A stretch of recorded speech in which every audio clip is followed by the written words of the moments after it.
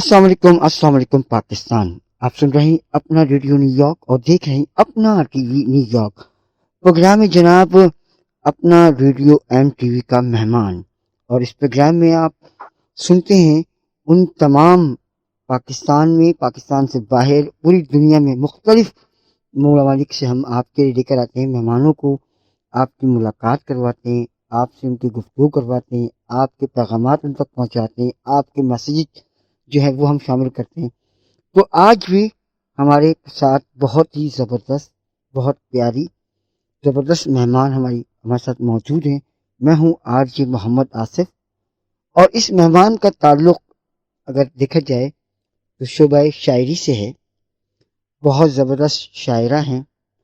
इन्होंने एमएससी किया है नबतियात में एमएससी, और इसके अलावा ये गज़ल, गीत लिखती हैं। कौमी सतह पर अखबारात में, मैगज़ीन में मुख्तलिफ चीज़ें इनकी वो शाया हो चुकी हैं। गज़ल का मजमुआ आया है, मिट्टी घूम रही है, और उर्दू गज़ल का मजमुआ है, फूल, चुपचाप और बोलती खुशबू, ये भी आ चुका है इनका। इसके अलावा दूरदर्शन, ऑल इंडिया रेडियो से हमेशा प्रोग्राम टेलीकास्ट होते रहे हैं इनके। अकबर रज़ा जमशेद उर्दू अदब अवार्ड मिला इनको 2018 में। उसके अलावा बहार उर्दू अकेडमी, शाद अजीम आबाद अदब और समाजी खिदमत अवार्ड 2020 में इनको मिला। इसके अलावा ख्वाजा गरीब नवाज वेलफेयर सोसाइटी नई दिल्ली 2021 में इनको एक अवार्ड से नवाजा गया, जबकि 2016 में भी एक अवार्ड, 17 और 19 में भी इनको अवार्ड्स मिले हैं। हमारी ये बहुत ज़बरदस्त मेहमान हमारे पड़ोसी मुल्क भारत यानी हिंदुस्तान से हमारे साथ मौजूद हैं। नाम भी इनका ज़बरदस्त है, अनुराधा प्रसाद। अनुराधा, नमस्ते, कैसी हैं आप? जी मैं आराधना प्रसाद, सॉरी, भारत से। आराधना प्रसाद, जी सॉरी बहुत जी।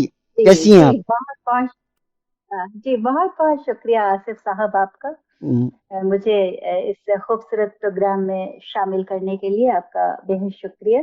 जी बिल्कुल अच्छी हूँ मैं, सब खैरियत है जी। अच्छा, ये बताइए पटना कैसा है? पटना का मौसम कैसा है, पहले तो ये बताइए।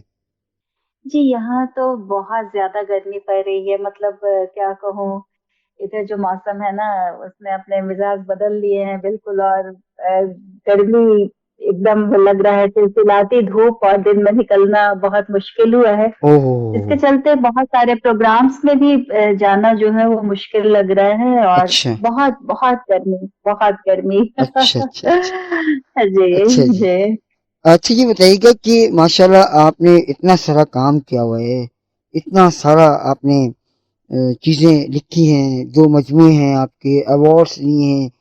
ये बचपन से शौक था शायरी का, या ख़ास तौर पर किसी को देखा, सुना, पढ़ा, फिर शौक पैदा हुआ? देखिए बचपन से ही मुझे शेरो शायरी का तो गजल का बहुत मतलब सुनने का तो बहुत शौक था। जी, और कविताएं, मैं छोटी छोटी कविताएं मैं स्कूल में भी लिखा करती थी, मैगजीन्स वगैरह में भी आया करते थे। तो जी, ये कविताओं का तो शौक लगता है शुरू से था। जी। और ये गजलें सुनते सुनते पता नहीं क्यों ऐसा लगा कि नहीं मैं भी कुछ लिख सकती हूँ गजलें भी। आहा! तो फिर मैंने गज़लों की ओर रुख किया जी। अच्छा, अच्छा। कविताएँ लिखते-लिखते गज़लों की ओर रुख भी किया, गीत जी, की ओर रुख किया, जी, गज़लों की ओर किया। सही। तो इस तरह से धीरे-धीरे ये सिलसिला बढ़ता गया। अच्छा। अच्छा, ये बताइए कि शायरी में आपको कौन से शायर पसंद हैं, और किस तरह की आप शायरी आपको पसंद है या करती हैं आप?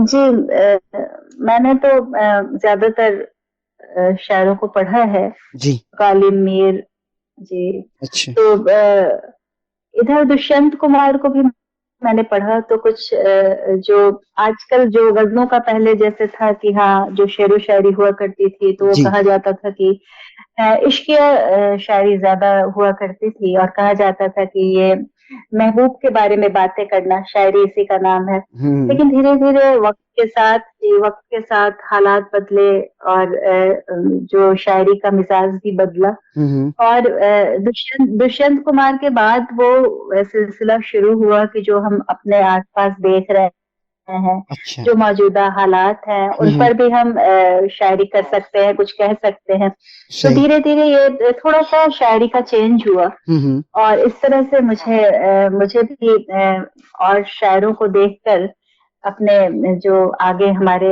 जो शायर थे, जी। जो कि अच्छी शायरी कर रहे थे, तो उनको देखकर ये एहसास हुआ कि नहीं मौजूदा हालात पे भी शायरी की जा सकती है। अच्छा। तो इस तरह से शायरी के मिज़ाज के साथ-साथ मैंने अपने आगे जो मेरे शायर हुए हुए हैं, दुष्यंत कुमार वगैरह, हम्म। उनसे भी सीखा मैंने और मैं चाहती हूँ कि जो शायरी है मैं हर तरह की शायरी करूँ और अच्छा। एक तरह के मिज़ाज में बंध कर नहीं रह जाऊँ। तो सही। मैं हर तरह की शायरी करना पसंद करती हूँ। अच्छा। जी। अच्छा।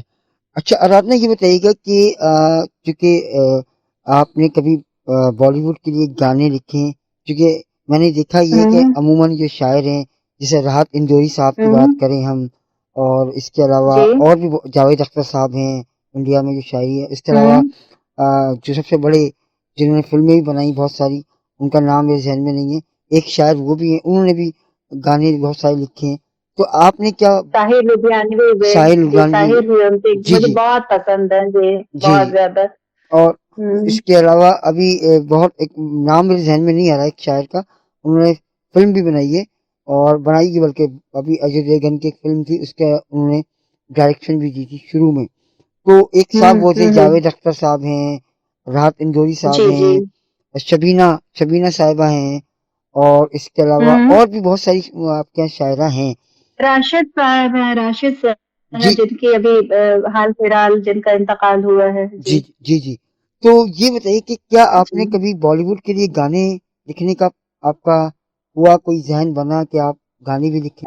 जी देखिए मन तो बहुत किया है कि हाँ, ज़हन भी बना कि हाँ, मैं लिखूँ, जी। तो मैं कोशिश में हूँ हुँ, हुँ। और ज़रूर ईश्वर चाहेंगे तो मैं ज़रूर इस तरफ भी आगे बढ़ूँगी और आपकी दुआ रही, आप लोगों की दुआ रही सबकी, तो मैं ज़रूर इस फ़ील्ड में भी आना चाहूँगी। जी। बिल्कुल, बिल्कुल, हमारी दुआ है कि ईश्वर आपकी इस जो ख़्वाहिश है इसे पूरा करे। हाँ, देखिए मुझे नाम याद आ गया उनका, आमीन, गुलज़ार साहब, आमीन। गुलज़ार साहब। जी, गुलज़ार साहब। जी, जी, जी, गुलज़ार जी। साहब।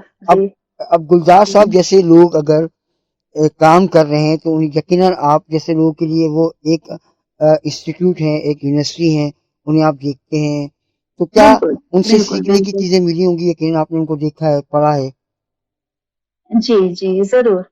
गुलज़ार साहब को तो हमने पढ़ा है और गुलज़ार के जो गीत हैं, जी। वो एक से एक बढ़कर गीत हैं। आप तो जानते ही होंगे कितने खूबसूरत-खूबसूरत गीत हैं गुलज़ार साहब के। जी हाँ, बिल्कुल, तो बिल्कुल, बिल्कुल। सही कहा, हाँ, जी, तो बिल्कुल आपने सही कहा। उनसे तो उनसे तो उनसे तो हमेशा ही सीखने के लिए कुछ न कुछ मिलता रहता है अच्छा। और चाहती हूँ कि हाँ, उनसे सीखती रहूँ और इस जिस तरह से उन्होंने फ़िल्मों में मुकाम बनाया है अपना, जी। तो हम लोगों को भी अ, मतलब उस तरह के चांस मिले अगर ऊपर वाले की दुआ रहे तो हम लोग भी बिल्कुल, आगे कुछ बिल्कुल, अच्छा कर पाएँगे। बिल्कुल। जी। बिल्कुल जनाब, आप सुन रहे हैं अपना रेडियो न्यूयॉर्क और देख रहे हैं अपना टीवी न्यूयॉर्क। आज हमारी बहुत ही ज़बरदस्त मेहमान शरद पार इंडिया से, हिंदुस्तान से, पटना से हमारे साथ मौजूद है, आराधना प्रसाद। अच्छा आराधना, अब ज़रा कुछ शायरी की तरफ आ जाते हैं। कुछ मशहूर आपकी जो शायरी है थोड़ी-सी शेयर करें सुनने वालों के जी, लिए। जी, जी। जी।